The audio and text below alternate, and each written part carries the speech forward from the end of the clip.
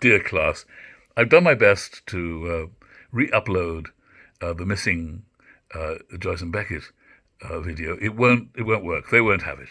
No matter how many different names I give it, they say no, no, we know this one. We said we couldn't. It's unavailable. And I'm hoping I didn't say a bad word, which some automatic censor on YouTube picked up and said, no, we can't do that. Actually, I'm sure YouTube is full of bad words. So anyway, I'm trying again. I have only sort of a vague memory of what I said the first time, but that's all good. I know what I did. I'm sorry about this scratching, an extremely bad example. I should find something to scratch myself with. I've got a glove here. Oh yes, I've got my Michael Jackson. So I was going to say, I was going to consider what it must be like to be in your position of meditating about what is there in Joyce that he handed on to Beckett. What is there in Beckett that fulfills Joyce? And the more I thought about it, the more I thought I'm drawing on a false assumption here. When I was raised, the attitude of literate people was that Joyce was the pinnacle of world literature. Masterpieces like Ulysses and Finnegan's Wake were a kind of nec plus ultra, the Romans would say, nor is there anything greater, as far as literature was concerned, and that his secretary, the man who wrote down Finnegan's Wake as the blind master, dictated it, and who was shut out by Joyce when he came to date Lucia, Joyce's poor, wonderfully gifted dancer, crazy daughter, not well in the head. Not easy to be the son of a supreme daughter. No, not easy to do that either. Not easy to indeed to be the son, as Giorgio, Joyce's son, was, and not easy to be the daughter of a sublime and exalted and celebrated genius, as the experience Lucia had of her father, Jim. So there was Beckett, clearly in some sense the inheritor, and so everyone thought of him as the guy who came along to the grave, the monument to the world literature that Joyce had made and sealed. There was no going any further than Finnegan's Wake. And I think that's probably true. You could come back and do a little squiggle on the side, but to go beyond? Well, Beckett, everybody felt, so I went along with it, had arrived and sort of put the capstone on literature. He delivered the funeral oration, and as Beckett's work grew shorter and shorter as he grew older and older, which is very reasonable. I mean, you said what you want to say, and there's less and less to be said. So it should get shorter and shorter. And that's one of the reasons I stopped after writing my third 700-page novel. I thought, I've had my chance. I don't need to do any little postscripts, such as the great Samuel Beckett did. So there was Beckett, apparently, as we understood, delivering the funeral oration, and his plays are a kind of post-existence, a post-literature. The people in it are so in deserted places, so without succor, without love.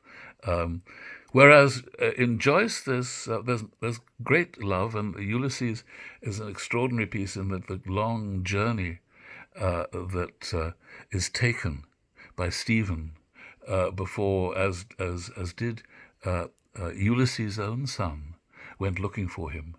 And Stephen is that figure in Ulysses and finds him, finds Leopold Bloom, finds a family. Leopold comes home to his beloved wife, despite the fact that he has left home all day so that she can entertain her lover. Nonetheless, he is the one to whom she said the immortal word yes, and always will. And so that is the household, even if it has momentary excursions. And Bloom has his own excursions too, but then nonetheless they are the marriage that holds, and Stephen is the son they've missed, the son they lost, Rudy, as an infant, and they are the parents that he has really been looking for. His own parents having been so inadequate in various ways, his father an infuriating, incompetent wastrel, and his mother a religious zealot. Now at last he finds his true family. So it's a story of reconciliation, just as the Odyssey is, on which it's based. After many adventures, Ulysses comes home, Odysseus comes home, and the Penelope has been waiting for him. And in some sense, here's my Michael Jackson. Hello.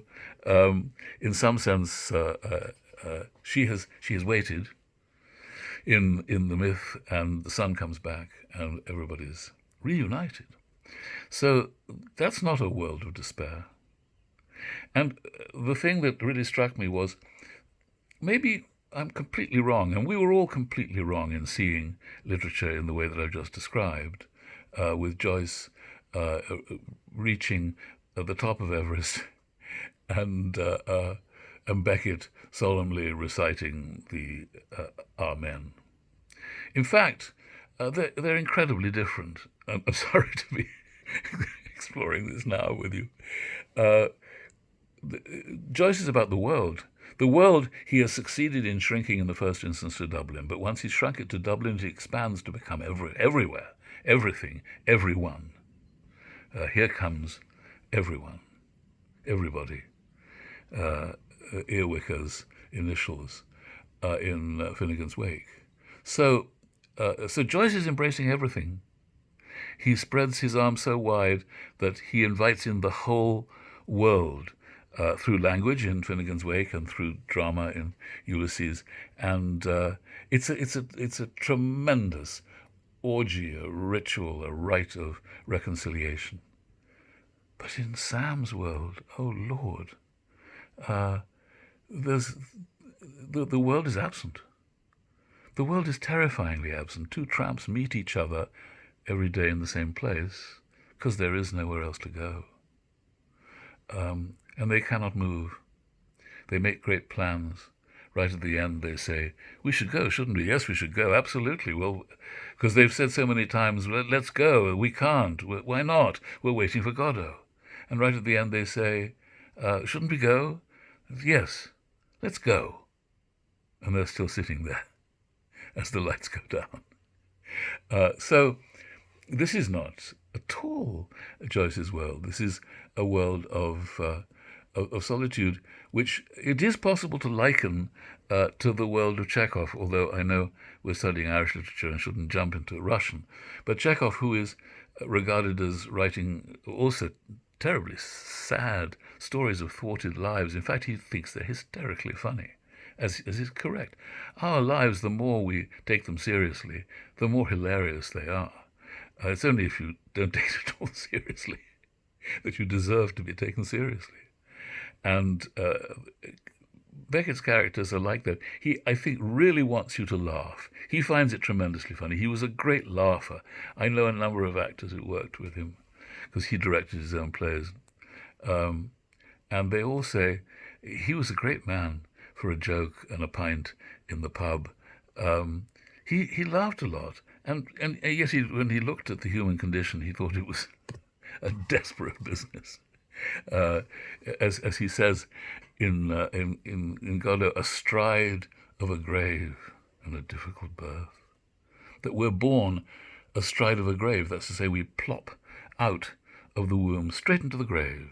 There are a few intervening incidents, maybe, if your life allows them, but really you're sentenced to death by life.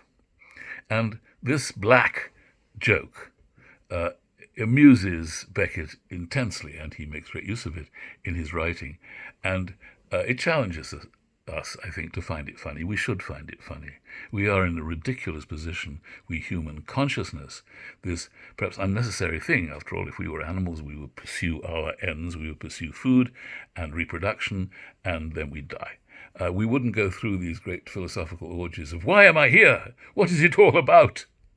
Don't I deserve a prize? Don't I deserve love? This is not something that animals consciously require of life, although We've managed to turn dogs into quasi-humans.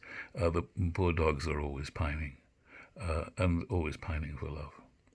But that's not really animal existence. We have elevated pining, wastes and pines,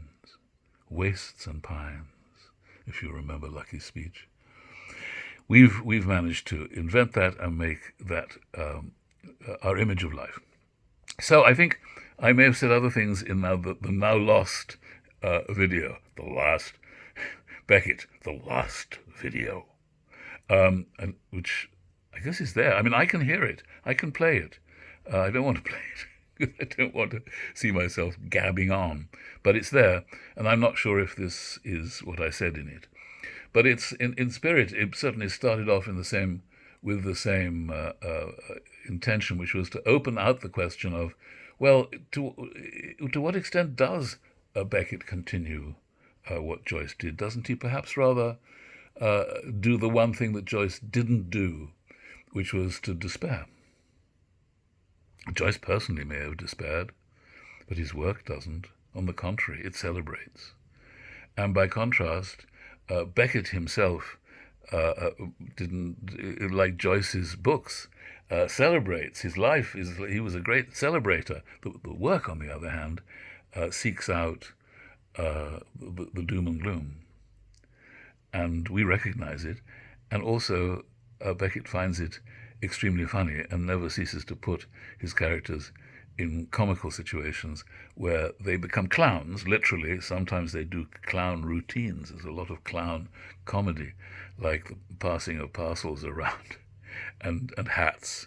And whenever Beckett saw, I guess, clowns in the circus, as he must have done as a child, it resonated with him as a true image of life. Clowns with their games and their pratfalls were not a ridiculous version of life, but a true image of life. We are clowns. We just don't notice it. And clowns restore us to who we really are and what we really are. So it's not dark.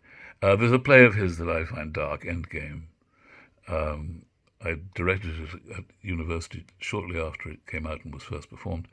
And then I was in it a couple of years ago and found it very hard going. Every other play of his, I think, is made magical by the hilarity of it.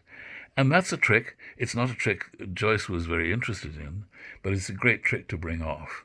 And I'm at a loss at this moment to see how I would, if I was asked to do it, carry out the task that I've set you of seeing Joyce as the messenger and Beckett as the message. And I've a feeling you will do it. I look forward to seeing what strikes you as available there. As I say, the only reason that I asked you that question is because, in a way, that's how I was raised to think about Joyce and Beckett. And you're totally permitted to question that assumption, or to realize it in ways that just now I've been finding difficult because I've actually found them to be contrasting and opposite halves of the world. Either way, what makes them unforgettable is the music of their language, which seduces every time, no matter what your message is, even if it's half completed, even if it's a message that you as the audience don't particularly approve of or understand. If it sings beautifully, if the words sing, then we listen. And that's the heart of literature that I hope you enjoy as such. It's poorly reproduced music. And yet it's also beautiful in its struggle to aspire to achieve the condition of music. So please be well, please be safe, don't go out, get other people to do the shopping for you. Stay at home, eat, and be safe. I look forward to seeing you when I get the chance to. It will be a wonderful moment. Take care, my dears. Bye for now. I'll be back.